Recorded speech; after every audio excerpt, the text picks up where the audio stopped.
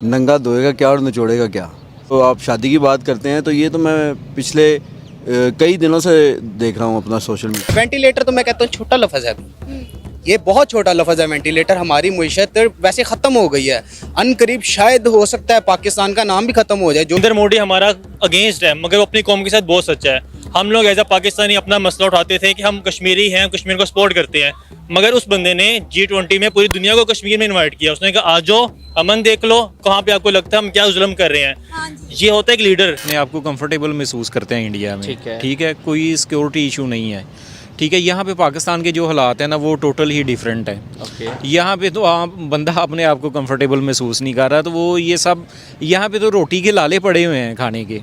ठीक है, तो यहाँ पे लोग बेचारे क्या करें, कोई बाहर से भी आके बंदा इधर क्या करे। फ्रॉड, करप्शन, टेररिज्म, सब कुछ चीज़ें हमारे पाकिस्तान में हैं और फिर हम ये एक्सपेक्ट करें कि हम चाइना को टक्कर दें, इंडिया को टक्कर दें, ये तो फिर आप एक्सपेक्ट ही नहीं कर। तालीम, दहशतगर्दी सारे इस कंट्री में। इंडिया में आज तक हमने कभी नहीं सुना कोई धमाका हुआ है, कभी लोगों के साथ जुल्म हुआ है। जमहूरियत वहाँ पे है, बेशक मजहबी लिहाज से आप देखो तो मोदी की जो बीजेपी की जो गवर्नमेंट है, ये थोड़े से इंतहा पसंद लोग जरूर हैं, लेकिन अपने मुल्क के साथ। दोस्तों, अंबानी साहब के लड़के की शादी 10 दिन तक चलेगी और ये 10 दिन के अंदर पाकिस्तान के अंदर में कई बवाल घटेंगे। दोस्तों, आप देखते जाइएगा, जितनी जितनी रंगीनियां भारत की नजर आएंगी, जितनी जितनी भारत से वीडियो वायरल होंगी, उतना उतना पाकिस्तान के अंदर बवाल घटेगा, उतने उतने इनके वहां पे दंगे होंगे। अभी भी इनका देख लीजिए, PSL बंद हो गया। अभी इनके हालात ये हो गए हैं कि कुछ करने की हद नहीं है। वहां पे खाने के लिए लाले तो आपको पहले से ही पड़े नजर आ रहे थे, अब वहां पे और ज्यादा बुरे हाल हो गए हैं, क्योंकि वो देख रहे हैं कि भारत का एक बिजनेसमैन जब इतना पैसा खर्च सकता है तो इसका मतलब वहां पे कितना पैसा है। ये देख देख के वो पागल हुए पड़े हैं।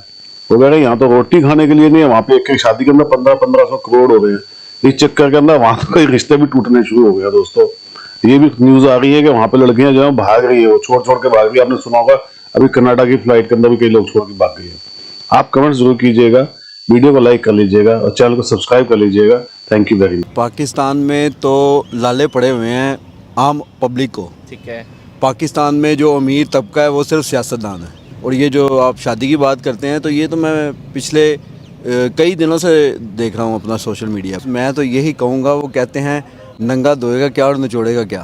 सही। हम पाकिस्तानियों को तो अपना फुर्सत नहीं है कि सोर्स ऑफ इनकम तलाश करें। ठीक है। और उसके लिए अपना सरगर्म है हर बंदा, सुबह से लेके शाम तक। तो हैरान ही होता है बंदा देख के।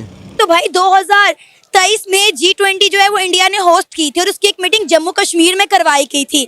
अब ये कश्मीर के हवाले से आते ही जो है कश्मीर पे बातें करते हैं, जाते हैं तो कश्मीर के बाद में बात करते हैं। किसी इंटरनेशनल फर्म पर चले जाए तो कश्मीर के अलावा इनके पास कोई मुद्दा नहीं होता बात करने के लिए। अब आते ही इन्होंने पहली बात जो है वो कश्मीर के ऊपर की। भाई छोड़ दें कश्मीर की जान, पाकिस्तान के मसले हल करें ना। मैं सिर्फ ये बोलूँगा कि अगर किसी कौम का लीडर सच्चा हो ना तो वो अपनी कौम को लेके चलता है। नरेंद्र मोदी हमारा अगेंस्ट है, मगर वो अपनी कौम के साथ बहुत सच्चा है। हम लोग एज अ पाकिस्तानी अपना मसला उठाते थे कि हम कश्मीरी हैं, कश्मीर को सपोर्ट करते हैं, मगर उस बंदे ने G20 में पूरी दुनिया को कश्मीर में इनवाइट किया। उसने कहा आ जाओ, अमन देख लो, कहाँ पे आपको लगता है हम क्या जुल्म कर रहे हैं। ये होता है एक लीडर। और जो हमारा शहबाज शरीफ है, बैगर कांट भी चूजर। भाई आप क्या करते हो भाई, बोलना तो सीख लो। तो मैं ये फिर हमने मुआवजा करना है इंडिया के साथ। कह रहे हैं जी हम अपनी इकोनॉमी को स्टेबल करेंगे, बेहतर करेंगे और फिर हम G20 का हिस्सा बनेंगे। इंडिया एक जमहूरी मुल्क है, जो मेरे ख्याल से पूरी दुनिया में उस जैसी जमहूरियत कहीं भी नहीं है। और इंडिया के जो लीडर्स हैं वो बेसिकली अपनी जो कौम है उसके साथ लॉयल है। और तीसरी बात ये है कि वहाँ पे लोग अपनी मर्जी से किसी बंदे को लेके आते हैं। अब हम इस मुल्क से ये एक्सपेक्ट ही नहीं कर सकते कि आज तक आप देख लें 70 साल से कोई अपनी मर्जी से इधर नहीं है, कोई पॉलिटिकल लीडर। तो फिर हम इस मुल्क से क्या एक्सपेक्ट करें कि ये इंडिया को टक्कर देगा, उसको टक्कर, अफगानिस्तान को ही टक्कर देते बड़ी बात है। अभी तो अफगानिस्तान भी इससे आगे, फिर हम कहें कि भाई इंडिया को टक्कर दे, यूरोप को टक्कर दे। टक्कर देनी क्यों है? टक्कर देनी क्यों है? टक्कर देने का भी कोई फायदा नहीं है। हम कभी कश्मीर से बजड़ लेते हैं, कभी हम दूसरी साइड से, बस लोगों को, आवाम को बेवकूफ़ी बना रहे हैं। कभी कश्मीर का नाम, कभी अफगानिस्तान में जहाद। इससे बेहतर है अपने मुल्क के देखें भाई, बलूचिस्तान के हालात देखें, गिलगित वाली साइड के हालात देखें, साउथ पंजाब के हालात देखें। इनकी जिंदगी खटारे में। और हम तो हमें नजर नहीं आता ना, क्योंकि हम अंधे हैं। हमें सिर्फ एक पंजाब नजर आता है, क्योंकि पाकिस्तान का मेन सूबा पंजाब है।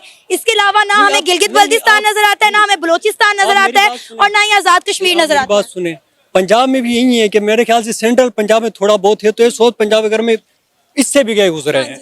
अब हम चाहते हैं कि हमारी तरह बस लोगों की जो माशी हालत है 3 वक्त का लोगों को रोजगार मैसर हो। अब ना हमने G20 का कोई सोचा हुआ है, ना हम कहते हैं इंडिया को टक्कर दें, बस गरीब आवाम जो है वो 3 वक्त अच्छी तरह रोटी खाए। अब हम बस ये एक्सपेक्ट कर सकते अब हैं। आपने बात की कि इंडिया में जमहूरियत है, पाकिस्तान में जमहूरियत नहीं है। आपको पता है जब पाकिस्तान में इलेक्शन हुए, इंडिया भर में पाकिस्तान का मजाक उड़ाया गया कि ये जो इलेक्शन है ये गैर जमहूरी इलेक्शन है। ठीक है, अब इंडिया के प्राइम मिनिस्टर नरेंद्र मोदी की आप बात कर रहे थे, तो आपको पता है कि उनके 2 टेन्योर हो चुके हैं। उनके 2 टेन्योर में इंडिया में कितनी डेवलपमेंट हुई है। अब कहा जा रहा है कि अगला टेन्योर भी नरेंद्र मोदी का आएगा। यकीन करें वहां का हर एक मुसलमान भी यही नारा लगा रहा है कि अब की बार मोदी सरकार। मैं आपको एक बात कहता हूँ कि हमारी पाकिस्तान के एस्टेब्लिशमेंट ने इतना बड़ा वेस्ट किया है, इलेक्शन के नाम पे धोखा दिया है। सबको पता था किसने आना है, जीता कौन वो भी सबको पता है, और असेंबली में कौन बैठे वो भी सबको पता है।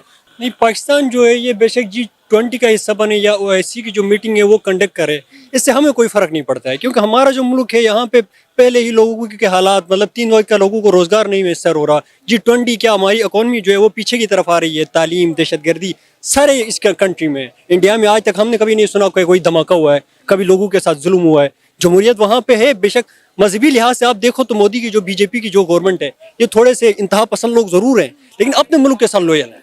आखिर क्या वजह है कि दुनिया के जो रिचेस्ट इस टाइम जो है वो बड़े बड़े सुपर स्टार्स हैं, जो बड़ी बड़ी सेलिब्रिटीज़ हैं, वो आपको इंडियन ड्रेसेस वेयर करते वहाँ पे नज़र आएंगे।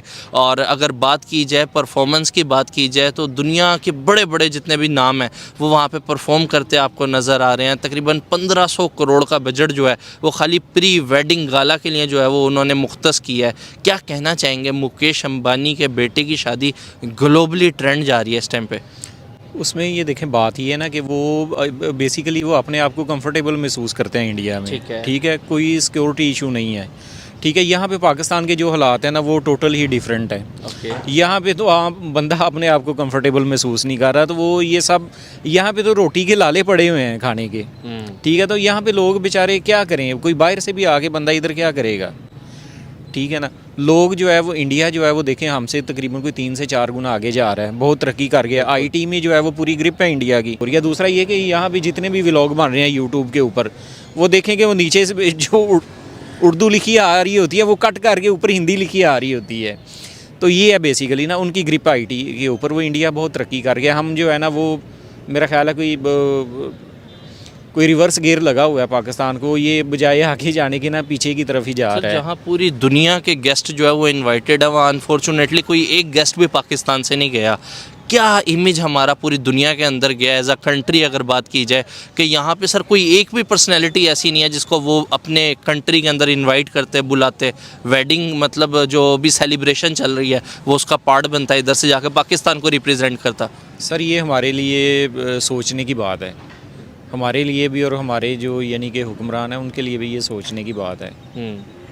इससे आगे तो मैं है। और चले आखिर मुझे ये बताएं कि जहां हम 1-1 अरब डॉलर के लिए IMF के पास जा रहे हैं, वहाँ सर इस तरह की तकरीबात पे 1500 करोड़ जो है वो लोग ऐसे ही खर्च कर रहे हैं।